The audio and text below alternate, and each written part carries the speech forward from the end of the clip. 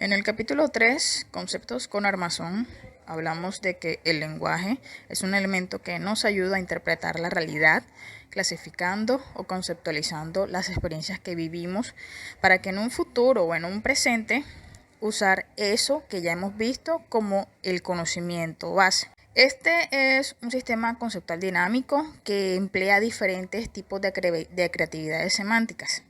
Entonces, el lenguaje como un sistema conceptual nos aparece en un primer problema. Este primer problema nos dice que el sistema conceptual es único para todas las lenguas o por el contrario, cada lengua tiene un sistema propio.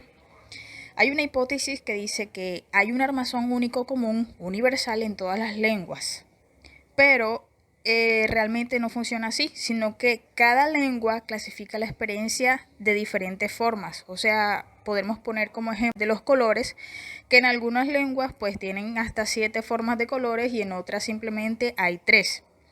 Otro ejemplo podría ser la relación existente entre el inglés y el francés, pero en el caso del inglés manejan una sola palabra, río, y en francés sí hay diferencia.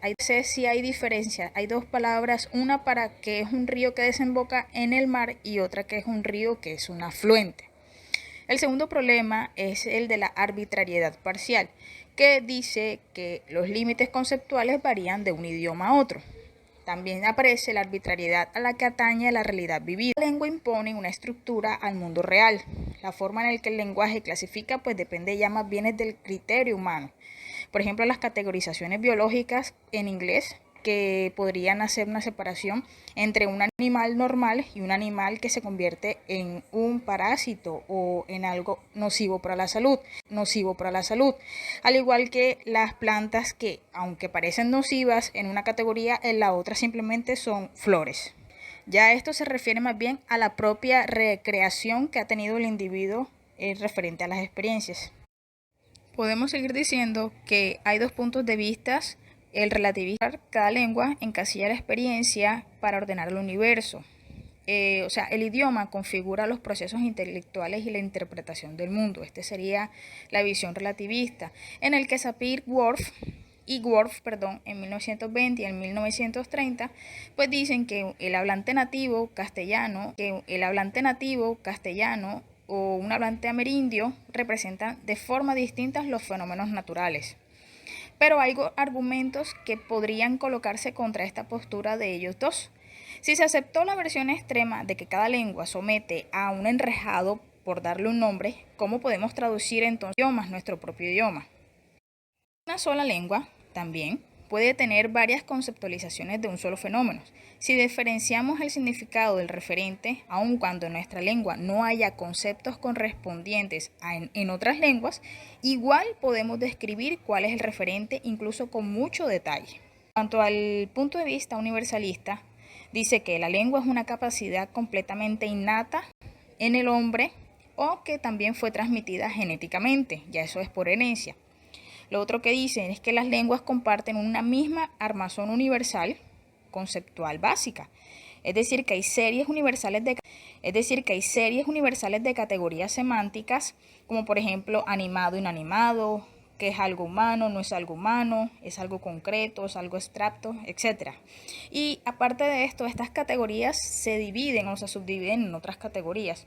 Por ejemplo, podemos colocar las 11 categorías universales de...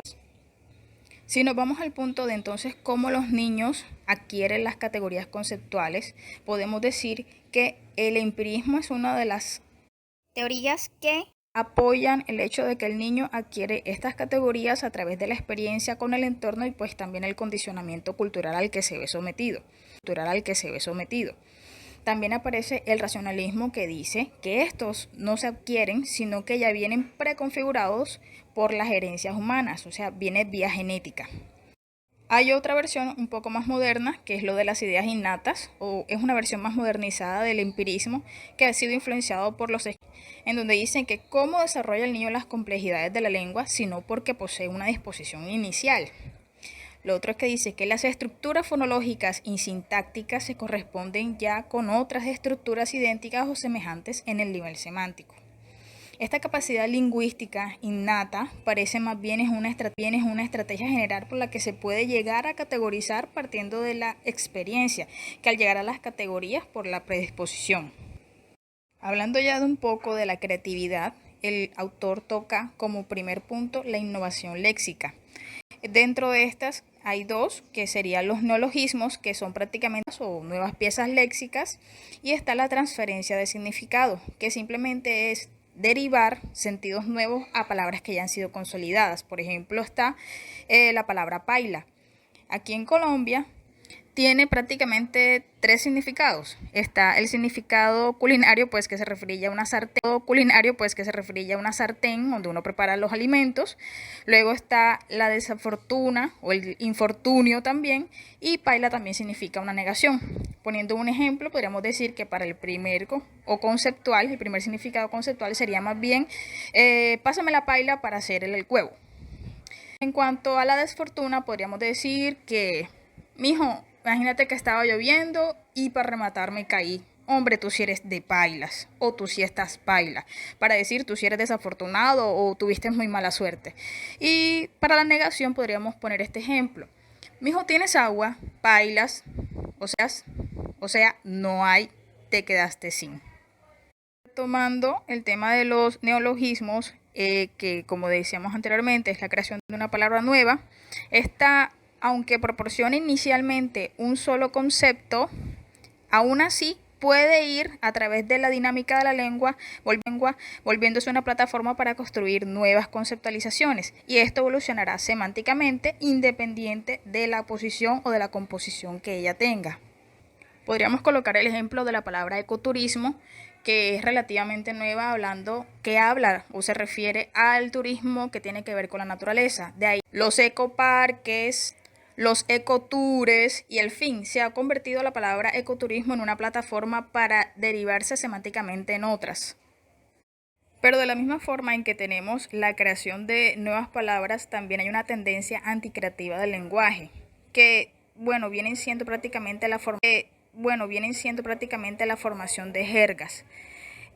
Digamos que el efecto simplificador y estereotipador de las categorías conceptuales, que ya es algo inherente al lenguaje, es explotado por la innovación léxica en ciertos usos del lenguaje. Esta explotación es lo que les acabo de decir, es la creación de jergas. Atrofia el desarrollo infinito que podría tener la lengua. Sería una forma de atrancar lo que es la creatividad lingüística. Por ejemplo, tenemos las jergas utilizadas en los medios de comunicación. Para las últimas protestas que han habido aquí en Colombia, pues los medios de comunicación empezaron a crear una jerga en la que a veces no definían como tal la realidad, sino que impedían el verdadero desarrollo del lenguaje para explicar la realidad nacional. Ellos inventaron la palabra vándalos, más bien como para referirse a los manifestantes, cuando en realidad simplemente la gente estaba protestando por las nuevas reformas. Entonces es más fácil para ellos utilizar esta jerga porque es una ficha cómoda en la que suplantan una situación política confusa y bastante compleja, en vez de, obviamente, referirse a las cosas tal y como eran. La segunda creatividad que habla el autor es la vigilancia semántica de la buena prosa. Entonces, nosotros al estar constantemente expuestos a una babel de estímulos lingüísticos, como dice el autor, no estamos prestando atención, estamos conduciéndonos a un empleo del idioma que es algo torpe e indiscriminado. Es un devenir de trivialización idiomática. Afortunadamente, hay escritores y las personas con conciencia lingüística que luchan constantemente para evitar la degradación lingüística. Están siempre buscando las palabras para aquello que se ha pensado, pero no ha expresado con esa exactitud. Aquí prácticamente lo que está funcionando es la creatividad lingüística de Chomsky, que es un mecanismo que nos permite a nosotros como hablantes la creación de oraciones infinitas, pese a que estamos sometidos a reglas finitas de una gramática. Sin embargo, en la actuación, en la realidad, siempre tendemos a utilizar el principio del mínimo esfuerzo. O sea, caminamos por los senderos lingüísticos más transitados, conociendo que nuestro idioma nos da para generar un universo de infinitas oraciones posibles. Por último, el autor habla de una tercera creatividad que es la función conceptual de la poesía. Aquí él habla de la irracionalidad poética, que viene siendo la fusión conceptual de varios conceptos contradictorios que hace que se rompan aquellas ataduras conceptuales en las que el lenguaje siempre nos está sujetando. O sea, aquí el lector tiene que reordenar prácticamente todas sus categorías porque se tropieza constantemente con absurdos. La siguiente que menciona es la metáfora, que es presentar conceptos simultáneamente como si fueran imágenes superpuestas, en donde se fusionan esos conceptos o esas concepciones, y esto a su vez está generando un efecto comunicativo que va más allá del lenguaje, de lo que siempre estamos viendo, de lo acostumbrado. Esto nos libera, contrarresta y también obstaculiza aquella dominación en la que el lenguaje siempre está ejerciendo sobre la mente. Entonces es una forma de otorgar a lo físico el papel del criterio primordial en detrimento del criterio funcional, que es realmente lo que la lengua considera como lo más importante.